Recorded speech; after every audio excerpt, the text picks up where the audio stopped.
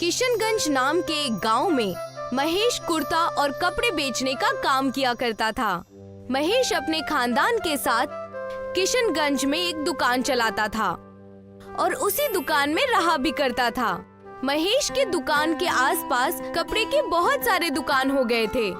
लोग शहर से कुर्ता पैजामा बनाना सीखकर किशनगंज में आ रहे थे। ज्यादा दुकानें होने की वजह से महेश के कुर्ते का दुकान बिल्कुल भी नहीं चलता, बल्कि महेश नेक दिल और सच्चा इंसान था। इस वजह से वो मायूस रहता। देखा भाग्यवान, आज हमारे पूरे दिन में कोई भी व्यापार नहीं हुआ। तो क्या हुआ जी, कल से आप थोड़ा बहुत डिस्काउंट दे देना, दुकान अपने आप चलने लगेगी। 50% डिस्काउंट तो पहले से है, अब क्या फ्री में बेचूं?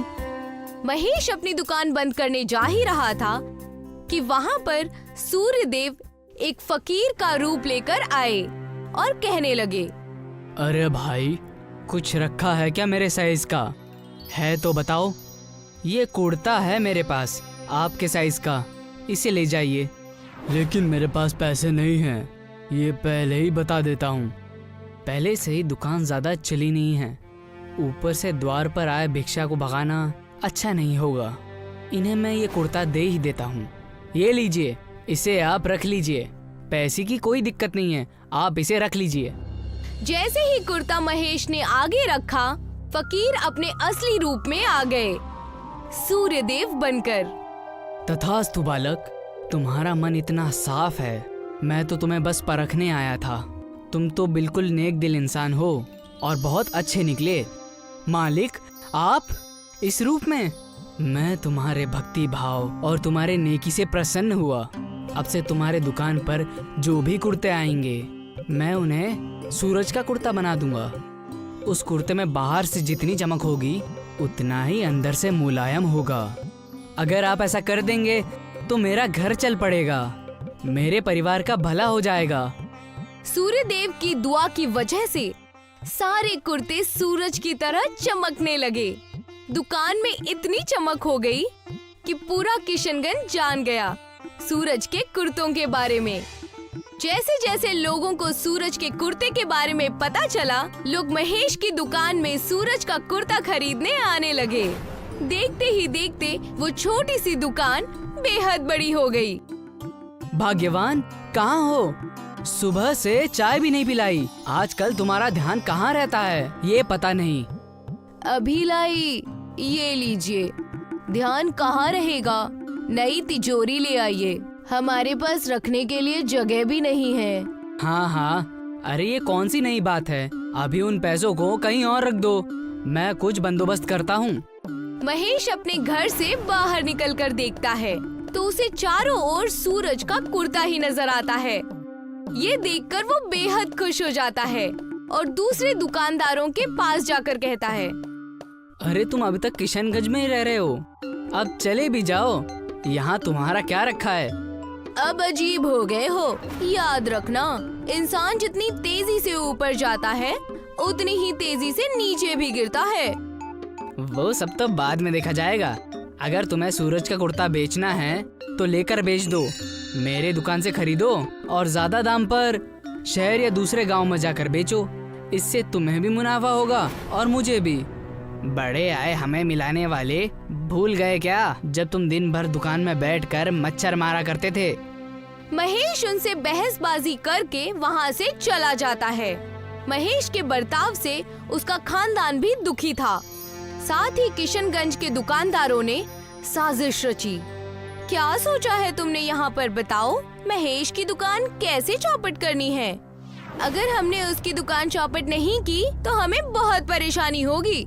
सुनो, हम महेश को पैसे का लालच देंगे। उसे मैं अलग आवाज में कॉल करके बोलूंगा, हमें ये कुर्ते सिलवाने हैं। जब वो कबूल कर लेगा तो हम सौदा कैंसिल कर देंगे, जिससे उसे भारी नुकसान होगा और वो दुकान बंद करके भाग जाएगा। मस्त प्लान है, हमें यही करना चाहिए। बाकी दुकान वाले साजिश रच ही रहे थे कि महेश सूर्यदेव के मंदिर जाकर उन्हें सुबह सुबह जल अर्पण करता है। हे सूर्यदेव, आज मैं जो कुछ भी हूँ सिर्फ आपकी वजह से हूँ। तभी महेश को उस कपटी दुकानदार का कॉल आता है। हमें सूरज के कुर्ते बनवाने हैं जो बाहर से असली चमकदार हो आग की तरह और अंदर से मखमली मखमली। जल्दी से जल्दी सौदा कर दो। ये भी कोई बोलने की बात है? सौदा आपका कबूल है, आपको आपके कुर्ते जल्दी ही मिल जाएंगे। महेश सूरज के कुर्ते को बनाने की तैयारी करने लगा। अरे भाग्यवान, सुनती हो? हमारे दिन और भी अच्छे होने वाले हैं। सूरज के कुर्ते का सौदा मिला है। अगर मैंने ये करके दे दिया ना तो सूरज देवता का मैं छोटा सा मंदिर बनवाऊंगा। अरे ये क्या, आपने तो मन्नत मांग ली। मैंने ये मन्नत बहुत पहले मांगी थी। अब ऐसा लग रहा है कि अब ये मन्नत हकीकत हो जाएगी। महेश बाजार से थोड़े पैसे उठाकर सूरज का कुर्ता बनाना शुरू कर देता है। सूरज देव की दुआ की वजह से सारे कुर्ते सूरज की तरह चमकदार बन जाते हैं और तैयार हो जाते हैं। मालिक, आपका सौदा पूरा कर दिया है। आप गाड़ी भिजवाकर सारे सूरज के कुर्ते लेके जा सकते हैं।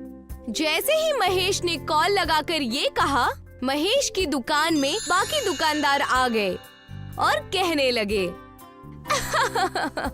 अब आया ना मजा, ये हुई ना बात। मैं कुछ समझा नहीं, आप सब कहना क्या चाहते हैं?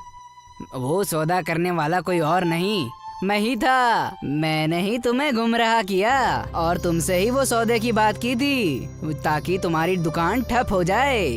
लेकिन तुम सबने ऐसा क्यों किया? मैंने तुम्हारा क्या बिगाड़ा था? अन्य कपटी दुकानदार महेश के सूरज के कुर्ते को पहनकर देखने लगे और कहने लगे, अब तुम क्या करोगे? इन सूरज के कुर्ते के पैसे कैसे चुकाओगे?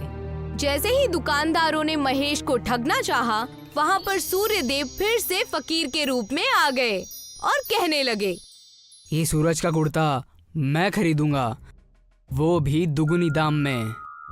अरे तुम वो ही भिखारी हो ना जिसे मैंने अपनी दुकान से भगाया था?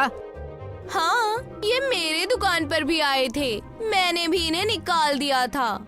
महेश फकीर को देखकर उनके पैरों में गिर गया और कहने लगा, हे सूर्यदेव, आपके यहाँ दोबारा आने से मेरे भाग्य खुल गए हैं। इस मुसीबत से मैं कैसे पार पाऊँ प्रभु? बाकी दुकानदार उस फकीर को देख ही रहे थे कि उस फकीर ने सूर्यदेव का रूप ले लिया और कहने लगे, दूसरों को दुखी करके तुम्हें बहुत खुशी होती है ना? मैं तुम्हें बताऊंगा कि असली जलन होती क्या है। ऊपर से तुमने सूरज का कुर्ता ही पहना है। जैसे ही सूर्यदेव ने उनकी तरफ इशारा किया, उन दुकानदारों ने सूर्यदेव का कुर्ता पहना था और वो अंदर और बाहर से जलने लगे। वो चिल्लाते हुए वहाँ से भागने लगे। अरे बचाओ बचाओ, ये क्या भला पहन ली मैंने? बचाओ बचाओ बचाओ, अब मैं किसी को परेशान नहीं करूँगा। बचाओ बचाओ। दोनों तिल मिलाकर भाग उठे। तब सूर्यदेव ने महेश से कहा, मैं तुम्हारी मदद करने हमेशा नहीं आ पाऊंगा, तुम्हें खुद अपना ख्याल रखना होगा। और रही बात इन कुर्तों की पैसों की, ये तुम 2 गुनी कमाई करके भर दोगे। कभी घमंड और किसी को नीचा मत दिखाना। धन्यवाद प्रभु, मैं बिल्कुल ऐसा नहीं करूंगा और आगे से ध्यान रखूंगा।